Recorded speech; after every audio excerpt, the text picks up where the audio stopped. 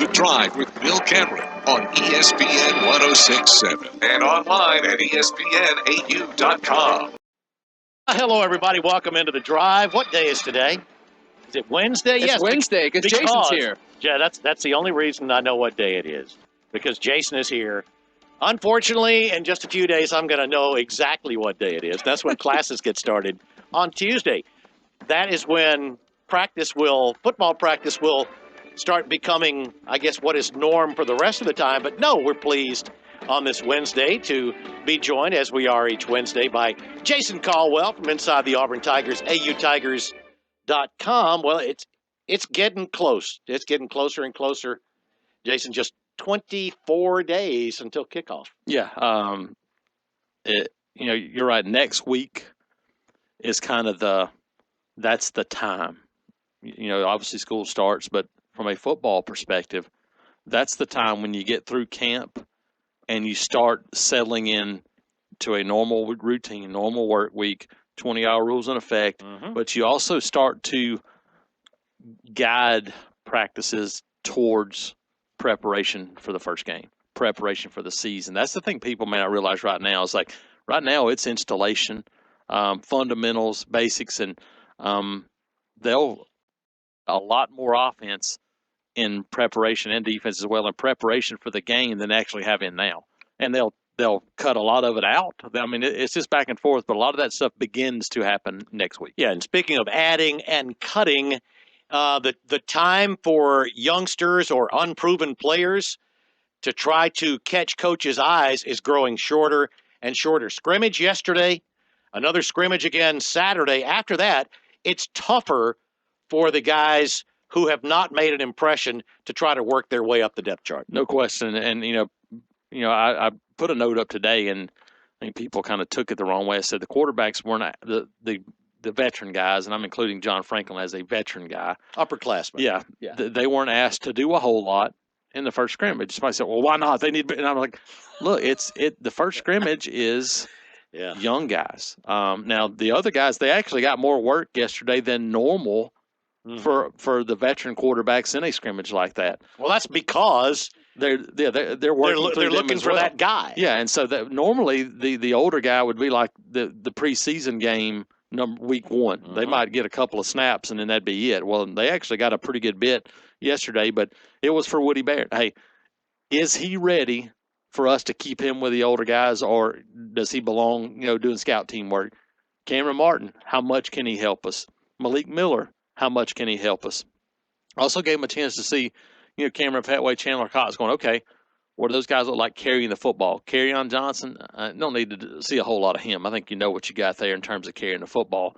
But for those young wide receivers, Eli Stove got a ton of targets, and they threw, Nate Craig and those guys, Marquise McLean out there and said, okay, get physical, blocking on the perimeter, because that's going to be where those guys have to show that they're ready. Catching the ball and running with it is one thing, but in this offense, we've seen it. We saw it last year. The difference in those wide receivers blocking and being physical is the difference between having a bunch of 7 and 8 yard runs or 25 or 30 or 40 yard runs. And so Cody Burns has talked about that this whole time. Is you got to be physical and blocking on the perimeter. Those guys got to work, and then you look defensively. Okay, how quickly can Derek Brown jump in there? Because I think, it's a foregone conclusion that if he's healthy, Derek Brown's going to be on the field in some capacity. Yesterday gave them a chance to see, okay, how quickly, how much can he do, and how quickly can he be ready to go? You look at linebackers going, okay, what do we have in Montavious Atkinson, Richard McBride, some of those young guys, and then the corners now, Jamel Dean, Javaris Davis, John Broussard, Daniel Thomas. Work for those guys and kind of seeing, okay, what's maybe a general pecking order that we go into the next scrimmage with, because that'll be the chance then, okay, let's maybe separate them a little bit more on Saturday in scrimmage number 2. Now, I guess one thing that I didn't hear from yesterday is any idea when soon might be with Marshall Taylor? No, I think that's still to be Because determined. speaking of corners, that just got me thinking of the possibility of him sometime. Yeah, and I think the thing about it, we talked to Weston McGriff this week, and he said, "Hey, this guy's a veteran guy, and it's a long season. Um, if and when he's a guy that gets in, even if it's next week, he's a guy that you could throw in a special maybe as a dime back if you're doing something like that, and then eventually work his way in. So I don't think there's a rush there. Obviously, some things that are being dealt with, but right now it's still to be determined if at all, and I think that's the kind of the question mark now. Jason Caldwell from inside the Auburn Tigers, AUTigers.com, alongside Bill and Zach here in the Coca-Cola studio. Coca-Cola, taste the feeling, here on the Wednesday edition of The Drive. We'd love to hear from you. Anything that you want to talk about sports-wise, questions for Jason. Obviously, I mean, again, one of the first things you mentioned, you're talking about the quarterbacks. It's a very interesting time. I mean, everybody has sort of their own feelings as to, well, because of this, it may mean that, trying to do some deductive reasoning. You can be headed completely in the wrong direction. But I just wondered your take on something I've been talking about for a couple of days. I just sort of feel like after Rhett Lashley's comments about John a couple of days ago, which I kicked myself all over the place. I realized about 11 o'clock. I'm getting ready for this fall semester. I realized about 11 o'clock. Well, today was the day, because the opportunities to talk to assistant coaches are few and far between. Absolutely, yeah. Yeah, you're right on. Talking about the kind of read into comments. That was before the assistants. That was before the assistants. Yeah, but the comparison to a true freshman, football wise. Well, it's you start thinking about it. We talked about it before. I mean, John Franklin's a guy that didn't get a chance to have any snaps, didn't get a ton of reps at Florida State when you're playing behind Jameis Winston. He gets a bunch of those, and then they bring in a transfer. You transfer out, you go to junior college, and there's a guy that's already in place there. You share some time with him, and really even he pointed out something else Rhett Lashley did to that. John Frank's guy didn't really play quarterback till he was a sophomore in high school. It's not like he grew up playing the position. And when he was quarterback in high school, he had Alex Collins back there in the backfield behind him, so they didn't really need to worry about a sophisticated passing game. I mean, it was probably similar to Nick Marshall hitting the ground running in 2013. You're one of the most athletic guys on the field, and you got a dominating running back behind you. When you throw the ball, and it kind of reminds me a little bit of what we've seen from Alabama the last couple of years. When you throw the ball, guys are usually wide open. Yep. Because you're able to run it a lot, and everybody's playing to run, and that's it. And so, it's been a work in progress. I think he's improved a lot. I think John Franklin that's out there now is a whole lot better than the guy that they saw in the spring, and that's to be expected. Is he ready? I think that's something they're still trying to find out.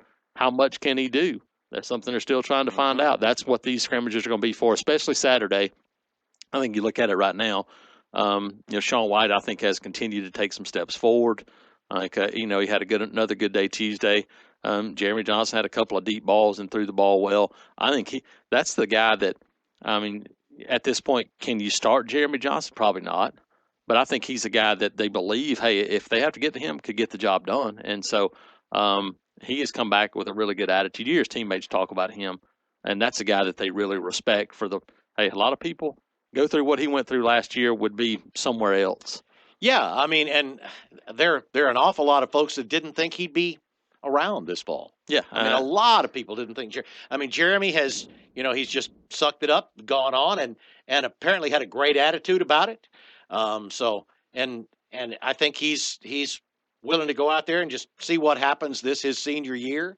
But yes, you're right. I think it would be very difficult to start Jeremy. And it might be better for Jeremy not to start and then and if he came in and does great, that's tremendous and give you, more options. But I'm thinking more and more, at the end of the spring, I thought it was Sean. Early in the summer, I was thinking it was John. I'm thinking more and more it's Sean probably right now, just from sort of the feel of things. And that's kind of where I've been really since the beginning of the summer. I thought, Sean's the guy that right now against Clemson gives you the best chance. And early on in the preseason, I haven't really changed my mind on that a whole lot. A lot of people will, but a lot of people, and I'm sure we'll hear from some here, after I say this, a lot of people will say, but you can't run Gus Malzahn's offense with Sean White. And I say, why not? You can.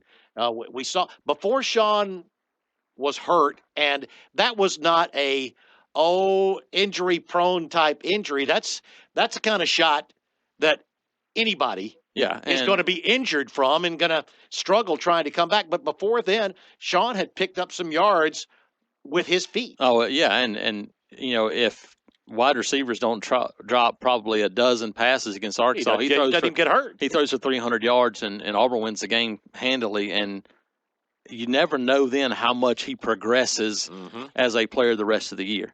Now, is he going to run for 1,000 yards? No, that's not his game. Can he pick up a first down here or there, keep drives alive? If he can run for 20, 30 yards a game. Absolutely. Yeah, I think that's fine. Yeah, and here's the thing they have to do. If Sean White's your guy, you got to bring back some of the things in 2009 that you did, some of the things in Tulsa. Bring back the speed game, and you got a guy like Cameron Martin now. They haven't started doing those things yet. That's where you can add the side-to-side. That gives you almost your option. It's not the zone read, but it makes the defense have to worry about a different guy running the football. So it can add a little bit more to that. That's what didn't come back as much last season as I pictured being. Well, I think it's because they had a completely other offense in place, and it's really difficult to just change your offense completely mid-season. Yeah, it's tough to scrap. And I think you look at it going in, I think for them getting a clear picture of who it is, the earlier the better. And, Gus Malzahn yesterday, he didn't shy away from saying, hey, this thing could be done fairly soon. He didn't say when, but if you can get it done and have a couple of weeks then to tailor-made everything to what you want to do at the quarterback position, that's a big plus.